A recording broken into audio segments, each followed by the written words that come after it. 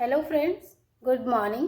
Welcome to my channel restart my great life. कैसे हो आप और कैसी चल रही है आपकी स्टडी? आई होप कि आपकी स्टडी बहुत ही अच्छी चल रही होगी और आप सभी मेहनत और लगन से अपनी अपनी पढ़ाई में लगे होंगे, अपने अपने टारगेट्स पूरे कर रहे होंगे। तो आज का स्टडी टारगेट देने से पहले इसका रिप्लाई दूंगी। कुछ कमेंट्स ऐसे हैं जिनका रिप्लाई देना मैं ज़रूरी समझती हूँ और सही भी है, क्योंकि किसी का डाउट भी है तो उसको क्लियर करना चाहिए पहले, तो उसके बाद ही स्टडी में मन लगेगा। तो उनका कमेंट है कि एग्ज़ाम को उनको हर हाल में क्रैक करना है और किताबें कौन सी पढूं और कितनी पढूं कि एग्ज़ाम क्लियर हो जाए, और मुझसे बात करना चाहती हैं। और हैंड राइटिंग के बारे में बोला है कि आपकी हैंड राइटिंग बहुत अच्छी है और आपको तो एग्जामिनर ऐसे ही मार्क्स दे देंगे। तो देखिए, सबसे पहले मैं हैंड राइटिंग का क्लियर कर दूं कि हैंड राइटिंग अच्छी होने के साथ साथ उसका कंटेंट भी अच्छा होना चाहिए। जब आपका कंटेंट भी, राइटिंग के साथ साथ आपका कंटेंट भी अच्छा होगा, तभी आपको एग्जामिनर अच्छे मार्क्स देंगे। तो आप लोग इस भूल में बिल्कुल भी ना रहें कि हमारी राइटिंग अच्छी है तो हमें अच्छे मार्क्स मिल जाएंगे। राइटिंग के साथ साथ हाँ, राइटिंग का इफेक्ट पड़ता है, क्योंकि राइटिंग भी अच्छी है और कंटेंट भी अच्छा लिखा है तो एग्जामिनर कॉपी चेक करते टाइम खुश हो जाता है, आपको पूरे पूरे मार्क्स मिलते हैं। और कंटेंट अच्छा होता है तो सोने पे सुहागा, राइटिंग भी अच्छी, कंटेंट भी अच्छा, तो पूरे पूरे मार्क्स मिलते हैं। सबसे पहले तो आप मुझसे कंपेयर मत कीजिए बिल्कुल भी, क्योंकि मैं स्टूडेंट होने के साथ साथ, मैं एस्पिरेंट होने के साथ साथ मैं एक टीचर भी हूँ और मेरा लक्ष्य है अपने स्टूडेंट्स को सफलता दिलाना। तो सबसे पहले मैं अपना बता दूं कि आप मुझसे बिल्कुल भी कंपेयर मत कीजिए अपनी, क्योंकि मैं यहाँ पर एस्पिरेंट तो हूँ ही, मुझे क्योंकि सरकारी नौकरी, आप सभी को पता है सरकारी नौकरी सभी लेना चाहते हैं और सरकारी नौकरी का महत्व भी है, हमारे समाज में भी है, हर जगह है सरकारी नौकरी का महत्व। लेकिन मेरी कुछ ऐसी, मेरी हॉबी है टीचिंग और मैं इसीलिए यूट्यूब पे आई हूँ। मुझे टीचिंग करना है, मेरी जॉब लगती है तो भी मैं ये टीचिंग वर्क नहीं छोड़ूंगी और नहीं लगती है तो भी नहीं छोड़ूंगी, क्योंकि मेरी हॉबी है टीचिंग। जैसा कि आपने मेरे पिछले वीडियो में देखा होगा कि मैंने 12th के बाद से ही टीचिंग स्टार्ट कर दी थी। लेकिन पहले मैं ये सोचती थी कि पहले मैं एक सरकारी नौकरी हासिल कर लूँ, उसके बाद मैं ऑनलाइन टीचिंग करूँगी, ऑनलाइन पढ़ाऊँगी बच्चों को। क्योंकि जो मैंने फेस किया है, जो स्ट्रगल मैंने अपनी लाइफ में किया है, जो मेरी जीवन के अनुभव हैं या जो भी मेरे शैक्षणिक अनुभव हैं, तो मैं वो सारे बच्चों को शेयर करूँगी और उसके अलावा पढ़ाऊँगी। तो देखिए, मुझे अगर किसी तरह की किसी बच्चे से कंपटीशन होती तो मैं अपना स्टडी मटेरियल ऑनेस्टली बिल्कुल शेयर नहीं करती। जितने भी एस्पिरेंट होंगे, आप वीडियोस देखते होंगे, जितने भी एस्पिरेंट होंगे या कोई भी स्टडी ब्लॉग करता है, वो अपना पूरा पूरा स्टडी मटेरियल कंटेंट अपना यूट्यूब पे शेयर नहीं करता है। तो मैं किसी भी स्टूडेंट से कंपटीशन के तौर पे यूट्यूब पे नहीं आई हूँ, मुझे बस बच्चों को गाइडेंस देना है, मेरा पर्पस टीचिंग है। और मुझे ये लगा कि पहले तो मैं सोचती थी मैं इस पे सफल हो जाऊंगी इस जॉब में, उसके बाद ही मैं बच्चों को गाइड करूंगी। लेकिन फिर मुझे लगा कि क्या पता जो मेरे साथ हुआ है वो किसी और के साथ हो, या किसी को इस नौकरी की इतनी ज़रूरत हो कि उसका पूरा जीवन ही इस नौकरी पे डिपेंड हो। तो मैंने स्टार्ट कर दिया और मैं बिल्कुल रियली जेन्यून बात बताती हूँ, पूरा मेरा जो रियल एक्सपीरियंस है मैं वही शेयर करती हूँ। तो प्लीज़ आप मुझसे किसी भी तरह का कंपैरिजन मत कीजिए, क्योंकि मैं यहाँ पर टीचिंग के पर्पज से आई हूँ। किसी भी एस्पिरेंट से, किसी भी स्टूडेंट से मेरा कोई कंपेयर नहीं है और ना ही आप कीजिए। आप अपनी पढ़ाई पे ध्यान दीजिए। और मैं तो ये कहूँगी कि कोई इतना परेशान है तो मुझे जो जॉब मिलने वाली हो, मुझे जो एक सीट मिलने वाली हो, वो उसको मिल जाए। मेरा कोई ऐसा उद्देश्य नहीं है, किसी से भी कंपटीशन का मेरा कोई उद्देश्य नहीं है। मैं अपना रियल कंटेंट जो भी होता है मैं वही शेयर कर देती हूँ। तो ठीक है, पहले ये हो गया आपका रिप्लाई कि राइटिंग आप अपनी अच्छी कीजिए, प्रैक्टिस कीजिए। Practice makes man perfect. Practice सब हर किसी को परफेक्ट बना सकती है, तो आप प्रैक्टिस कीजिए। उसके बाद आपको एग्ज़ाम हर हाल में क्लियर करना है। तो देखिए ये एक कंपटीशन एग्ज़ाम है और इस पे इतना मत डिपेंड हो जाइए कि एग्ज़ाम में अगर किसी तरह से असफलता मिली तो आप डिप्रेशन में चले जाएं। तो ऐसा बिल्कुल मत कीजिए। आप सभी को पता है मात्र 411 पोस्ट पे आवेदन आया था। उसके बाद अगर सीटें बढ़ेंगी, इंक्रीज होंगी तो मुश्किल से 100 हो जाएंगी, 100 हो जाएंगी और 11 लाख फॉर्म पड़े हैं। तो बिल्कुल भी इस तरह डिपेंड मत होइए कि अगर किसी तरह से हमें असफलता मिली तो हम डिप्रेशन में चले, क्योंकि सीटें तो 411 ही हैं, 500 हो जाएंगी तो 500 कैंडिडेट ही सिलेक्ट होंगे। तो इस तरह से बिल्कुल भी व्याकुल मत होइए। अगर आप अपने माँ बाप के साथ हैं, अभी देखिए मुझे नहीं कोई आइडिया है कि आपकी एज कितनी है या आप किस सिचुएशन में है। अगर आप मुझे कमेंट के माध्यम से बताएंगे तो मैं उसका अच्छा सोल्यूशन देने की कोशिश करूँ, क्योंकि मैंने अपनी लाइफ में, मेरी एज 30 हो चुकी है, मैंने अपनी लाइफ में बहुत स्ट्रगल किया है, बहुत ज़्यादा स्ट्रगल किया और यही पर्पज़ है कि मैं यूट्यूब पे आई हूँ कि मैं किसी भी स्टूडेंट का किसी भी तरह से हेल्प कर सकूं। तो मेरी तो एज 30 हो चुकी है, मुझे ज़िंदगी का हर अच्छा खासा हर तरह का अनुभव है और मैं अपना रियल अनुभव भी शेयर करूंगी। तो एग्ज़ाम पे इतना डिपेंड मत होइए कि अगर किसी तरह असफलता मिली तो हम इतना डिप्रेशन में चले जाएं कि हम कुछ कर ही नहीं पाए। देखिए आप मेरी लाइफ से भी थोड़ा बहुत अनुभव ले सकते हैं, थोड़ा बहुत आप सीख ले सकते हैं। देखिए अभी तक मुझे कोई गवर्नमेंट जॉब नहीं मिली है और मैं इस टाइम मैं खुद इतना समर्पित हूँ कि मुझे भी गवर्नमेंट जॉब चाहिए ही चाहिए, क्योंकि ज़िंदगी ने कुछ ऐसा मोड़ लिया है कि वहाँ से हमें एक सरकारी नौकरी ही उबार सकती है। तो जो भी मेरा बाकी स्ट्रगल रहा है वो मैं अपनी सक्सेस के बाद ही शेयर करूँगी, लेकिन तब तक मैं थोड़ा थोड़ा आपको हिंट दे रही हूँ। देखिए मैंने बहुत सारी एग्ज़ाम्स दिए हैं, मुझे पता है कि मैंने कितना समर्पण किया है, लेकिन मुझे 1-2 एग्ज़ाम्स ऐसे ही हैं जो मैं फेल हुई हूँ, क्योंकि फेल होने का रीज़न भी मुझे पता है कि मैं क्यों फेल हुई हूँ। तो जैसे आपने अभी जो राइटिंग की बात कही है और मुझे एग्जामिनर अच्छे मार्क्स दे देंगे, तो मुझे अपने बच्चे, अपने स्टूडेंट इतने प्रिय हैं कि मेरी लाइफ की पहली भर्ती आई थी जब मैंने बीएड किया। तो मेरी लाइफ की पहली भर्ती आई थी 69,000, आपको पता होगा शायद, आई थी शिक्षक भर्ती। तो उसमें टेट, आप मेरा पिछला वीडियो देख लीजिएगा, मेरे पास 7-8 टेट, यूपी टेट की 7-8 मार्कशीट और 2 बार मैंने सीटेट क्लियर किया है। ऐसा नहीं कि मेरे में योग्यता नहीं है या मैं वो नौकरी ले नहीं सकती थी। तो वो नौकरी मुझे नहीं मिल पाई, उसमें मैं सफल नहीं हो पाई। मैं क्वालिफाई कर गई, सुपर टेट मेरा क्वालिफाई हो गया, लेकिन जो मेरिट लिस्ट लगती है बाद में एकेडमिक वाली और जो सुपर टेट की मेरिट लगती थी, उसमें मेरा मेरिट में सिलेक्शन नहीं हो पाया, क्योंकि मेरे 2 मार्क्स या 3 मार्क्स इतने और होते तो मेरा सिलेक्शन हो जाता। उसका रीज़न ये रहा कि मैं उस टाइम स्कूल में भी पढ़ाती थी और ट्यूशन भी लेती थी, और मुझे हमेशा बड़े बच्चे पढ़ाने का शौक़ रहा है, चैलेंज लेने का शौक़ रहा है। मैंने कभी छोटे बच्चे नहीं पढ़ाए और मेरा पर्पस पैसे भी नहीं रहा। मैंने 1,000 रुपये से पढ़ाना शुरू किया था जब मैंने इंटर पास किया, उसके बाद 1,000 रुपये से मैंने पढ़ाना शुरू किया।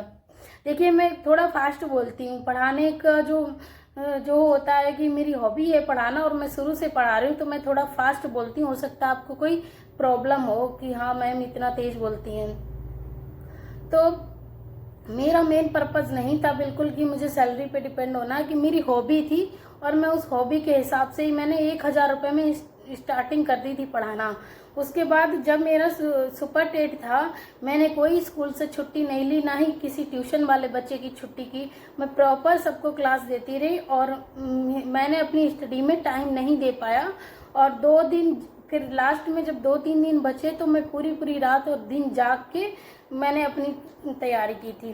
तो मेरे जो क्वेश्चन थे वो सही होते हुए भी मैं गलत करके आई थी, क्योंकि पता नहीं वहाँ पर मतलब ऐसा हो गया कि पहला ही एग्ज़ाम था और मैंने ध्यान नहीं दिया। और मेरे क्वेश्चन सही मुझे पता थे, फिर भी मैं वो गलत करके आई थी क्वेश्चन। तो फिर भी मुझे बिल्कुल हताशा नहीं लगी, क्योंकि मुझे पता था मैंने तैयारी नहीं उतनी अच्छी की है, तो उसमें हो नहीं पाया मेरा। लेकिन उस एक भर्ती में फेल होने के कारण मेरा जीवन इतना उलट पुलट हो गया, इतना उलट पुलट हो गया कि मतलब अब मैं इस टाइम बिल्कुल अकेली हूँ, किसी का भी सपोर्ट नहीं है, किसी का भी साथ नहीं है। लेकिन मुझे पता है मेरे अंदर योग्यता है, और जब मैंने यूपी टेट इतनी बार बिना कोचिंग सेल्फ स्टडी से पास कर लिया, सी टेट पास कर लिया। वो एक कंपटीशन एग्जाम था, उसमें मेरिट में मेरा सिलेक्शन नहीं हो पाया। अगर 2-3 मार्क्स और हो जाते तो मैं पास हो जाती और मुझे नौकरी मिल जाती। लेकिन उस नौकरी को ना मिलने के कारण मेरा जीवन इतना उलट पुलट हो गया कि मैं आपको अभी नहीं बता सकती हूँ। तो देखिए, आप बिल्कुल भी अगर अपने माँ बाप के घर पे, तो आपको इतना स्ट्रेस लेने की ज़रूरत नहीं है। ये जरूरी नहीं कि आप समीक्षा अधिकारी ही बन जाएं। बहुत सारी भर्तियां आती हैं, तो मेरा आपको डियर यही सजेशन है कि आप इतना डिपेंड मत होइए। हाँ, लेकिन आप अपना 100% दीजिए, 100% दीजिए, ताकि अगर आप फेल हो तो आपको बाद में ये एहसास ना हो कि आपने कोशिश नहीं की थी। तो आप पहले अपना 100% दीजिए। और रही बात किताबें की, आप कितनी किताबें पढ़ें, तो पिछले वीडियोस आप देख लीजिए, उनमें मैंने स्ट्रेटजी बताई है। उसके बाद भी अगर आप समझ में ना आए आपके, तो आप कमेंट के माध्यम से मुझसे पूछ सकती है, मैं पूरी हेल्प करूंगी। मैं यहाँ किसी भी बच्चे से किसी भी तरह के कंपटीशन के लिए नहीं आई हूँ। मेरी हॉबी है टीचिंग, जॉब लगने के बाद भी मैं टीचिंग करूंगी, और नहीं लगती तो भी मैं टीचिंग करूंगी। तो ठीक है, आपका क्लियर हो गया डाउट। उसके बाद टारगेट के लिए एक कमेंटेड, हाँ मैं डेली टारगेट देती हूँ और देती रहूंगी। कल का मिस हो गया था, थोड़ा हेल्थ इश्यू था इसलिए मिस हो गया था। अब डेली टारगेट दूंगी आपको। उसके बाद एग्जाम को लेकर देखिए, एग्जाम की डेट अभी फिक्स नहीं है, और नवंबर के कुछ वीडियोस वायरल हो रहे हैं, न्यूज़ वायरल हो रही है नवंबर में एग्जाम नहीं होगा। तो मैं उन मैम का अभी नाम नहीं लेना चाहूँगी। तो देखिए, प्राइवेसी बहुत ज़रूरी होती है, किसी का नाम हम ऐसे उजागर नहीं कर सकते। तो एक मैडम है, वो मेरे कांटेक्ट में है, सिलेक्टेड मैम है, तो उनके अकॉर्डिंग एग्ज़ाम जून में होगा।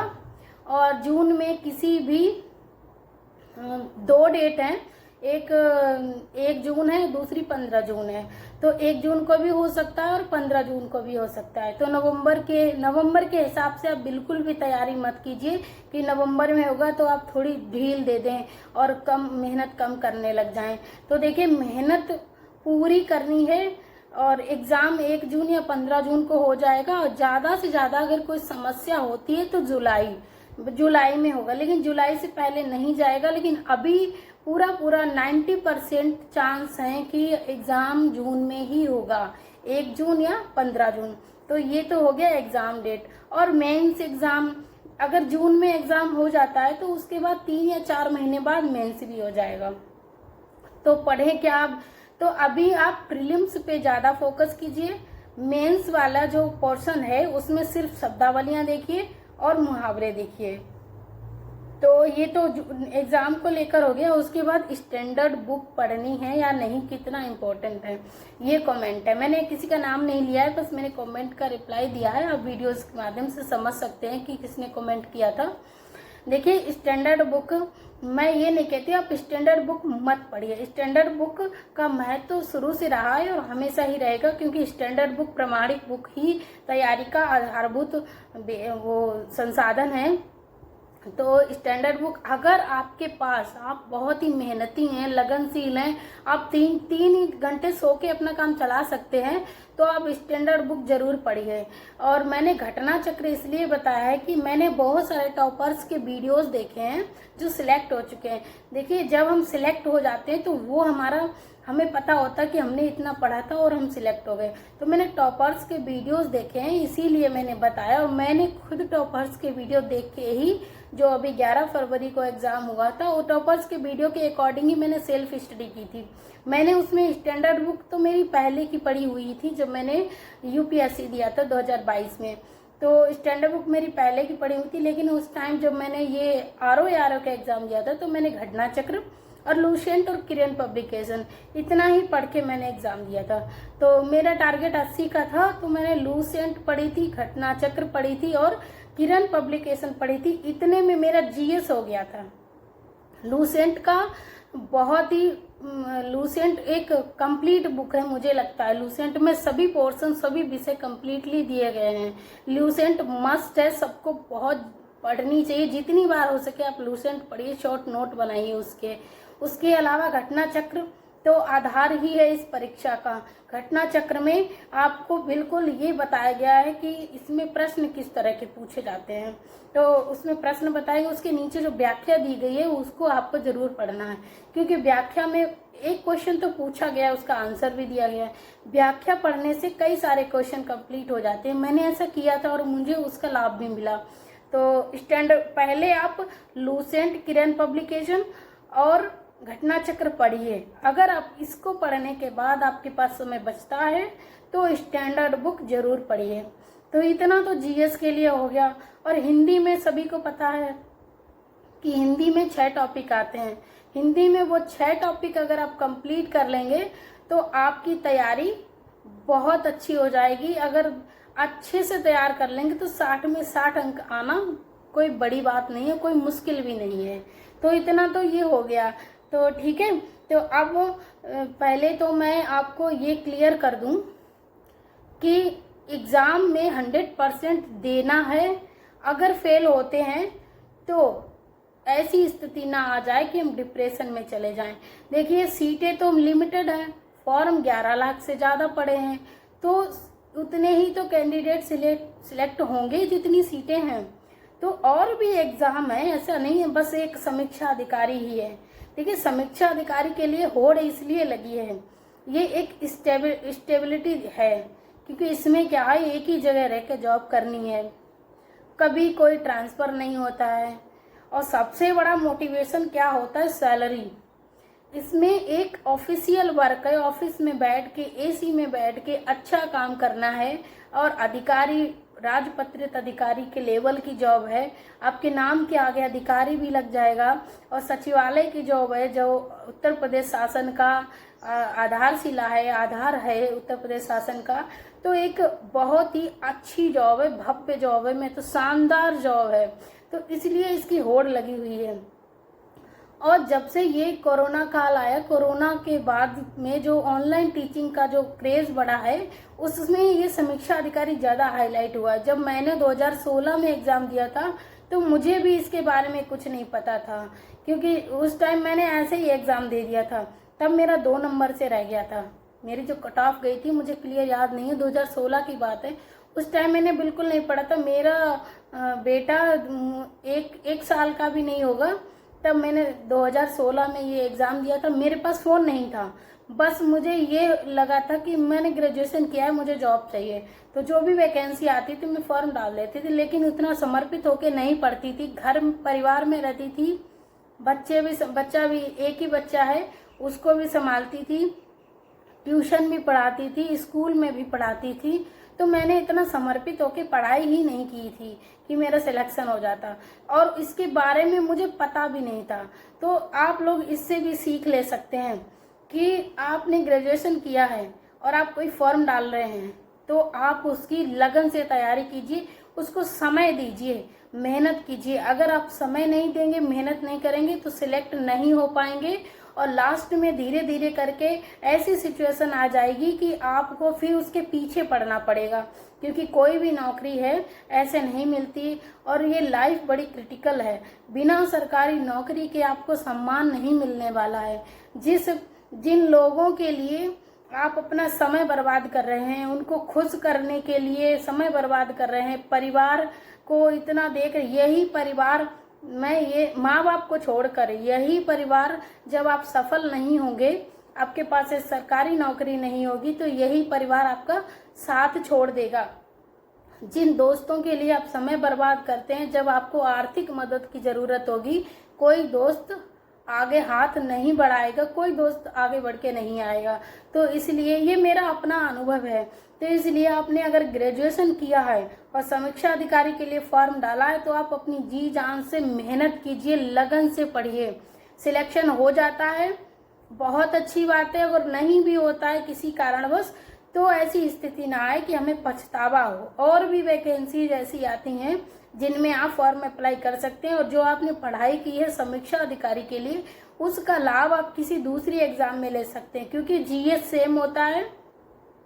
हिंदी का पोर्शन भी कुछ एग्जाम्स रहते हैं जिसमें हिंदी भी आती है, और यूपी टेट में भी हिंदी पूछी जाती है, तो सी टेट में भी हिंदी पूछी जाती है। तो जो भी आप पढ़ रहे हैं उसका बेनिफिट आपको हर एग्जाम में मिलेगा। तो लेकिन अपनी मेहनत पूरी करनी है। तो मुझे और एक बात कहनी है कि देखिए, आपने कमेंट किया है मुझे हर हाल में नौकरी चाहिए, तो मैं उस सिचुएशन को अच्छे से समझ सकती हूँ। तो आप बिल्कुल भी इतना परेशान मत होइए, इतना व्याकुल मत होइए। मुझे भी फिक्र होने लगी है ऐसा कमेंट पढ़ के कि पता नहीं किस सिचुएशन में हैं आप, मुझे नहीं पता। देखिए, अगर मैं आपको एक सजेशन दूंगी कि आप पहले तो खुद में शांत हो जाइए, बिल्कुल इतना व्याकुल मत होइए, मेहनत से पढ़िए, जी जान लगा दीजिए। दूसरी बात यह है कि अगर आप अपने माँ बाप के घर पे हैं तो आपको बिल्कुल भी स्ट्रेस लेने की ज़रूरत नहीं है, टेंशन लेने की ज़रूरत नहीं है। दुनिया में सिर्फ माँ बाप ही ऐसे होते हैं जो आपको हर स्थिति में आपका साथ देंगे, हर स्थिति में आपको सहारा देंगे। तो अगर आप अनमैरिड हैं, अपने माँ बाप के घर पे हैं, तो बिल्कुल स्ट्रेस मत लीजिए और जी जान से जुट जाइए पढ़ाई में। रही बात घर, माँ बाप के घर पे हैं, घर का काम नहीं भी करेंगे तो भी कोई दिक्कत नहीं। मैं अपना बताऊं कि जब मैं शादी से पहले अपने मम्मी पापा के साथ में थी, मेरे ऊपर किसी भी तरह का कोई दबाव नहीं था, हर तरीके का सपोर्ट था। मेरी जो भी इच्छाएं थी मेरे घर में सारी पूरी होती थी। उसके बावजूद मेहनत करना मेरा टारगेट था। मैं बहुत मेहनत की हूँ। मैं राइटिंग के लिए तो मैं बोर्ड पे लिख लिख के, कॉपी में लिख लिख के, बोर्ड पे लिख लिख के इतनी प्रैक्टिस की है कि वो राइटिंग, मुझे खुद नहीं पता चला कब मेरी राइटिंग इतनी अच्छी हो गई। तो आप अगर अपने माँ बाप के घर पे हैं, अभी अनमैरिड हैं, तो स्ट्रेस लेने की बिल्कुल ज़रूरत नहीं है। घर का काम छोड़ दीजिए। जब आप पढ़ाई से थोड़ी थोड़ी देर के लिए ब्रेक लेते हैं, उसमें आप अपने घर का कोई छोटा सा काम निपटा दीजिए। तो इससे अब घर में भी, घर के परिवार के लोगों को भी थोड़ी सी आराम मिल जाएगी, थोड़ा रेस्ट मिल जाएगा, और खुशी भी मिलेगी कि आप पढ़ाई के बीच बीच आप उनका काम कर दे रहे हैं। तो अपने माँ बाप के घर पे हैं तो सारे काम छोड़ दीजिए, कोई प्रॉब्लम नहीं है। तो आप बस अपनी पढ़ाई पे लगिए। तो दूसरी बात यह है कि अगर आप शादीशुदा हैं तो आप पहले तो खुद से ये पूछिए कि हर लड़की की जब शादी होती है तो उसको माँ बाप यही सिखाते हैं कि ससुराल जाके सबकी सेवा करना और सबका ख्याल रखना। लेकिन ये तो नहीं बताया जाता है कि शादी होने के बाद आपको पढ़ाई लिखाई करनी है, एक सरकारी नौकरी लेनी है और हर हाल में नौकरी लेनी है, और रुपए भी कमाने और आर्थिक रूप से आपको मजबूत बनना है। ये हमें नहीं सिखाया जाता है। हमारे माँ बाप हमें इतना आदर्शवादी बना के ससुराल भेजते हैं कि सबकी सेवा करना, और हम इतने सीधे साधे होते हैं कि हम अपना तो लक्ष्य भूल ही जाते हैं कि हमने पढ़ाई की है। इन घर वालों ने हमें, इन ससुराल वालों ने हमें पढ़ा लिखा देख के इसलिए शादी की है कि हम एक नौकरी लेंगे, सरकारी नौकरी लेंगे और आर्थिक रूप से उनकी मदद करेंगे। ये स्पष्ट नहीं होता है, दोनों परिवार ये स्पष्ट नहीं करते हैं कि हमें आर्थिक रूप से भी मजबूत बनना है। हमें इतना आदर्शवादी बना दिया जाता है कि हम जाकर ससुराल जाकर सबकी सेवा करेंगे और सबका ख्याल रखेंगे। तो हम क्या करते हैं कि हम जाते हैं और बस लग जाते हैं सबकी सेवा करने में। धीरे धीरे समय बीतता है, फिर हम सिर्फ सबकी सेवा कर रहे होते हैं और के होने के बावजूद भी अपना भूल जाते हैं कि हम क्या हैं, हमने कितनी मेहनत से पढ़ाई की है, हमारा टारगेट क्या था कि हम नौकरी हासिल करेंगे और आर्थिक रूप से मजबूत बनेंगे, अपने पैरों पे खड़े होंगे। क्योंकि हमें तो इतना आदर्शवादी बना के भेज दिया जाता है कि आपको जाना है और सबकी सेवा करनी है, सबका ख्याल रखना है। तो हम वहाँ पर जाके सेवा में इतना मगन हो जाते हैं, इतना वक्त देते हैं कि खुद को भूल जाते हैं, खुद का टारगेट भूल जाते हैं, सब कुछ भूल जाते हैं। धीरे धीरे समय बीतता है, हम जो इनपुट दे रहे हैं उसका आउटपुट नहीं मिलता है। हम लोगों की जितने मन से सेवा कर रहे हैं उसका उसके बदले हमें कोई इज्जत नहीं मिलती, कोई सम्मान नहीं मिलता है। धीरे धीरे हम बोझ बनने लगते हैं। लोगों को ये लगने लगता है कि हम उनकी सेवा इसलिए कर रहे हैं ताकि हम उन पे डिपेंड हैं। हम अपने खर्चे स्वयं नहीं उठा पा रहे हैं। अगर हम उनकी सेवा कर रहे हैं तो वो हमारा खर्चा उठा रहे हैं, तो फिर वो उनको बोझ लगने लगता है। तो इसलिए फिर हम ये सोचते हैं नहीं, हम जितना कर रहे हैं कि उसका हमें बदले में इज्जत, सम्मान, मान सम्मान कुछ भी नहीं मिल रहा है। ऊपर से हम सबको बोझ भी लगते हैं। तो हमारे अंदर ऐसी भावना आती है कि नहीं, अब हमें भी सेल्फ डिपेंड होना है, आर्थिक रूप से मजबूत होना है ताकि हम किसी और पे डिपेंड ना हो। फिर क्या होता है कि हमने खुद को ये ढाल लिया है कि हम पूरा घर का काम कर रहे हैं, उसके बाद हम समय नहीं निकाल पाते हैं। क्योंकि अगर हम काम छोड़ देंगे तो जो लोग हैं जिनको आदत है काम की कि हम उनका काम करेंगे, तो फिर वो हमसे नाराज हो जाएंगे। तो ऐसी स्थिति हो जाती है कि हम अपनी पढ़ाई नहीं कर पाते हैं, टाइम निकाल ही नहीं पाते, क्योंकि हमने खुद को इतना ढाल लिया है कि हमें सुबह से लेके शाम तक हमारा काम फिक्स होता है, हर काम, सबका काम हम ही करते हैं। तो ऐसे में हम कैसे अपनी पढ़ाई के लिए समय निकाल पाएंगे। तो ऐसी स्थिति में आपको क्या सोचना है। देखिए कि परंपरा ये थी कि विवाह के बाद पुरुष कमा के लाएगा। पहले थी, मैं जैसा देखती आई हूँ, पुरुष कमा के लाएगा और स्त्री घर संभालेगी, बस इतना ही था। पुरुष कमा के लाएगा, स्त्री घर संभालेगी, और स्त्री घर संभालेगी तो वो भी तो उसकी ड्यूटी है, उसका फर्ज है, उसके कर्तव्य है, उसमें भी तो मेहनत लगती है, समय लगता है। लेकिन उसके बदले स्त्री को कोई सम्मान नहीं मिलता है, कोई इज्जत नहीं मिलती है। तब उसके अंदर ये भावना आती है कि नहीं, हम भी कमाएंगे, हम भी सेल्फ डिपेंड होंगे और हम भी आर्थिक रूप से मजबूत होंगे ताकि हम भी अपने खर्चे स्वयं उठा सकें। लेकिन स्थिति ये होती है कि हम घर भी संभालना है और हमें पढ़ाई भी करनी है, तो हम इसको मैनेज कैसे करें, बड़ी समस्या आती है। तो सबसे पहले आप खुद में ये सोचिए, आपको कहीं बाहर उसी तरह का मोटिवेशन नहीं चाहिए, किसी से सलाह भी ना ले, खुद से ही पूछें कि जब हम इस घर में रह के हम इतना काम कर रहे हैं, सबकी सेवा कर रहे हैं, उसके बदले हमें कोई इज्जत नहीं मिलती, कोई सम्मान नहीं मिलता, फिर भी हम सबके लिए बोझ हैं क्योंकि हम कमा नहीं रहे हैं।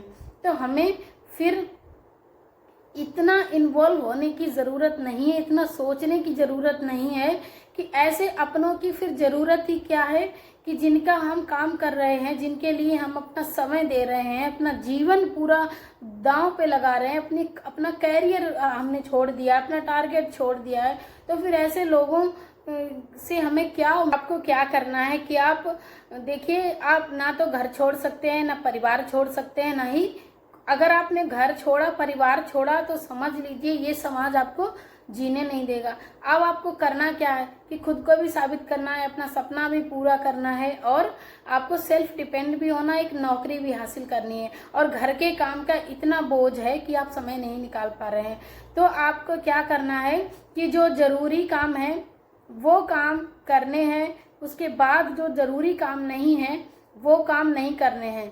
तो अगर वो काम आपको नहीं करने हैं तो इसमें अगर कोई नाराज़ भी होता है तो आप बिल्कुल भी इग्नोर कीजिए।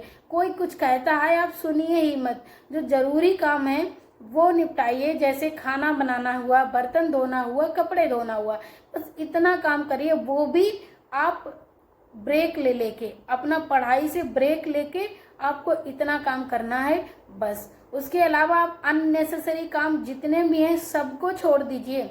फालतू की जो आव भगत लोगों की करते हैं वो छोड़ दीजिए भाई। तो हमने सबकी इतनी सेवा की, इतनी आव भगत की, फिर भी हमें वो मान सम्मान रिटर्न में नहीं मिला जो हमारा अधिकार था। तो हमें इतना मजबूर होना पड़ा कि आखिर हमें फैसला लेना पड़ा कि नहीं, अब हम भी सेल्फ डिपेंड होंगे।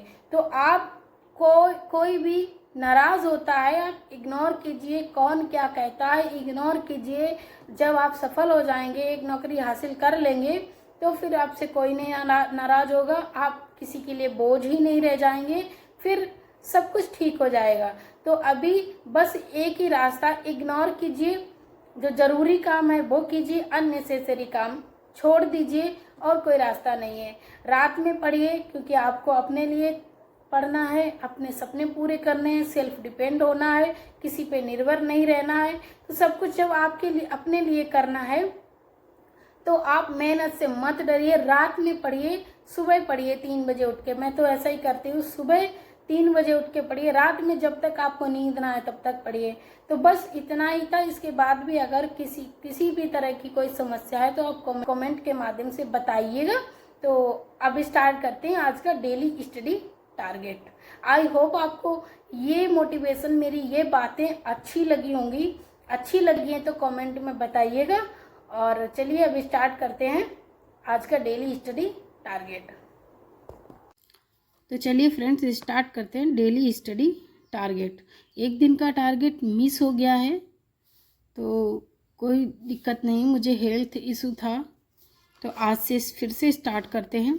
तो पूरा डेडिकेटेड होकर, समर्पित होकर टारगेट को पूरा कीजिएगा, क्योंकि सिलेबस पूरा किए बिना हम एग्ज़ाम से कोई भी किसी तरह की पॉजिटिव उम्मीद नहीं कर सकते। तो सबसे पहले सामान्य हिंदी पढ़ेंगे घटना चक्र पूर्वावलोकन से 107 पेज नंबर से 119 पेज नंबर तक। लूसेंट सामान्य ज्ञान 171 पेज नंबर से 191 पेज नंबर तक। भारतीय इतिहास घटना चक्र पूर्वावलोकन से 307 पेज नंबर से 344 पेज नंबर तक। सामान्य भूगोल, जिसमें भारत का भूगोल है 147 पेज नंबर से 165 पेज नंबर तक। विश्व का भूगोल 116 से 129 पेज नंबर तक। आर्थिक सामाजिक विकास घटना चक्र पूर्वावलोकन से 235 पेज नंबर से 263 पेज नंबर तक। सामान्य विज्ञान घटना चक्र पूर्वावलोकन से 241 पेज नंबर से 270 पेज नंबर तक। भारतीय राजव्यवस्था एवं शासन 171 पेज नंबर से 191 पेज नंबर तक। फिर पर्यावरण पारिस्थितिकी घटना चक्र पूर्वावलोकन से 107 पेज नंबर से 119 पेज नंबर तक। करेंट अफेयर पढ़ेंगे क्रॉनिकल मैगजीन से, आप अपने अकॉर्डिंग पेजेस को डिवाइड कर लीजिए। और कृषि पढ़ेंगे परीक्षा वाणी से 170 से 191 पेज नंबर तक। उत्तर प्रदेश विशेष के लिए घटना चक्र की तथ्यसार, उससे पढ़ेंगे 81 पेज नंबर से 90 पेज नंबर तक। तर्क शक्ति रीजनिंग प्लस मैथ पढ़ेंगे हम, योर ऑन सोर्स। मैं अपना एक आर.एस. अग्रवाल की बुक है उससे कर रही हूँ, आप अपना देख लीजिएगा आपको किसे करना है। कि ये तर्क शक्ति का टॉपिक बहुत ही इम्पोर्टेंट है, इसको छोड़िएगा नहीं। आप किसी चैनल से भी कर सकते हैं, मैं आपको सजेस्ट करूँगी कि आप डिकोड से कर लीजिए।